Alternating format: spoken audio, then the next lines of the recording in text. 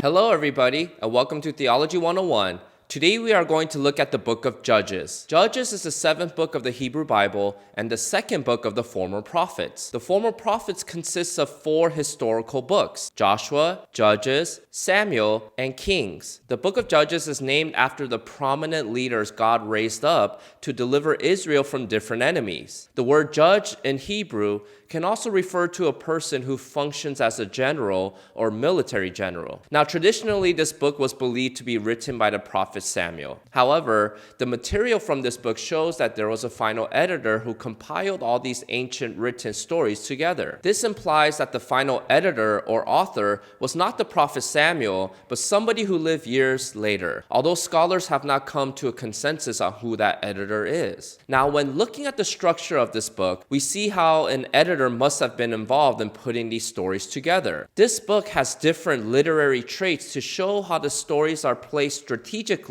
in a certain order or communicated in a certain way to give an overall message. For example, this book begins with two different introductions. The first introduction is a political introduction, while the second one is a religious introduction. The political introduction connects Judges with the story of the conquest from Joshua when the tribes attempted to occupy Canaan. This introduction prepares the reader for the political and military problems Israel will face during the time of the Judges. Then the religious introduction explains why Israel had so many political enemies and why God had to raise up judges and why God never gave Israel rest from their enemies. We see different literary traits such as the editor listing 12 judges in this book, which corresponds with the 12 tribes of Israel. The purpose of listing 12 judges is to represent the different parts of Canaan and to demonstrate that all the tribes of Israel throughout Canaan experienced difficulties from political enemies. In other words,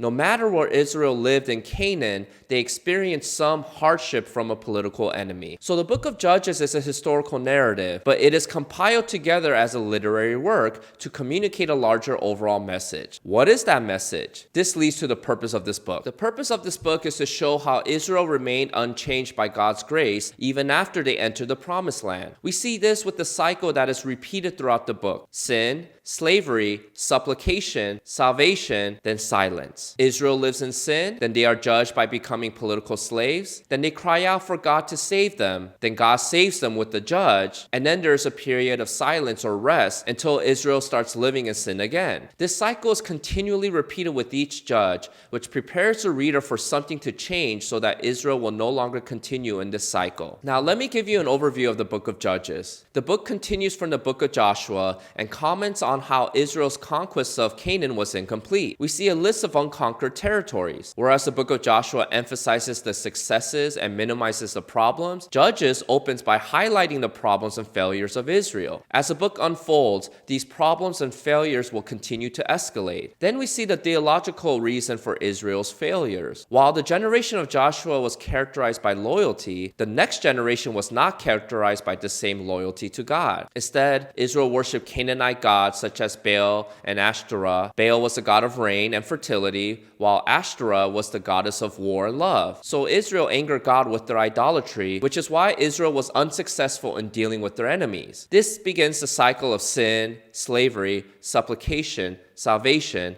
then silence. Othniel was a transitional judge who connects Israel's conquest to the time of the Judges. He was involved in the conquest of Canaan and was a cousin of Caleb. He helped Israel fight against the Arameans, and Israel enjoyed peace for 40 years because of him. However, the Moabites come into the picture. The Moabites worked with the Ammonites and Amalekites to attack Israel and oppress them for 18 years. So the next judge, Ehud, comes on the scene. Ehud led the mission to bring tribute to Eglon, the king of Moab. Ehud was uniquely qualified for this mission since he was left-handed and was able to hide a double-edged sword on his thigh and surprise attack the king. Now, Eglon was very fat, so when Ehud stabbed him, Eglon's fat rolls covered the entire sword, and Eglon defecated. After he stabbed Eglon, Ehud was able to escape because the royal officials assumed that Eglon was going to the bathroom since they didn't see the sword. During this delay, Ehud gathered Israelite military forces together, and they were able to kill 10,000 Moabites,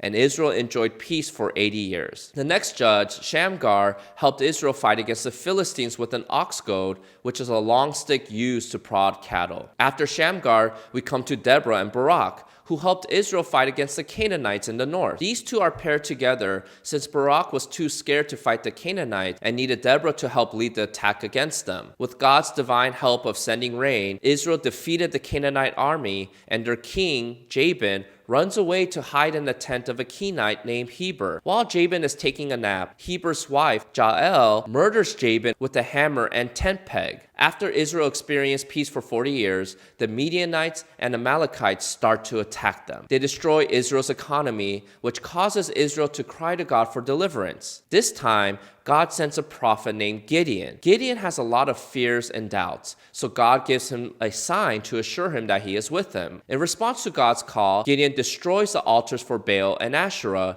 and is given the name Jerubbaal, which means let Baal contend against him, because he started a war against Baal. Gideon is still afraid to fight the Midianites, however, so he tests God with the sign of a fleece being wet, with the ground being dry around it. After God performs this sign, Gideon wants another sign, this time with the fleece being dry and the ground wet around it. After God continually performs signs for Gideon, he finally has the courage to fight the Midianites with only 300 men and defeats them with God's strategy. After Gideon, we meet Tola, who was a judge from Issachar, who judged Israel for 23 years, and Jair, who judged Israel for 22 years. Then we come to Jephthah. This time Israel is attacked by the Ammonites, so the leaders look for help from Jephthah. Jephthah promised to help them on the condition that he remain their leader if he brings victory against the Ammonites. Now, to ensure victory, Jephthah makes a vow saying that if God gives him victory over the Ammonites, that he will sacrifice the first person who walks out the doors of his house when he returns home. This vow becomes costly for Jephthah because after returning home from victory, his only child, his daughter, comes out to greet him. Jephthah keeps his vow and ends up offering up his daughter as a sacrifice to God, thus ending his lineage forever, and Jephthah only provided 6 years of peace for Israel. After Jephthah, we are introduced to 3 minor judges: Ibzan, who ruled Israel for 7 years, Elon, who ruled Israel for 10 years, and Abdon, who ruled Israel for 8 years. Then we finally come to Samson, who fought against the Philistines. Now, Samson had a great beginning because he was born through a miracle, and then he ends up living as a Nazirite, and he is empowered with supernatural strength. However, he ends up being the most corrupt judge in Israel's history. He dishonored his parents by ignoring their counsel and marrying a Philistine woman,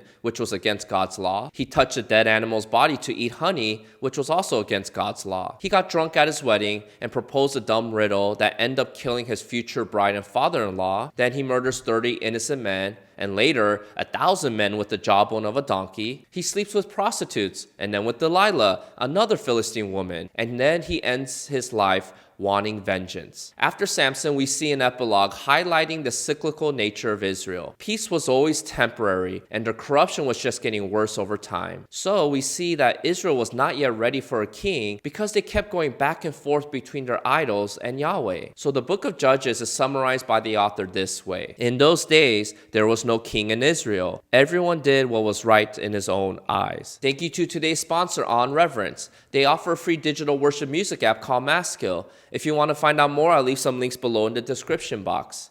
If you missed the last video about the book of Joshua, I'll leave a link here for you to watch. Until next time, see you!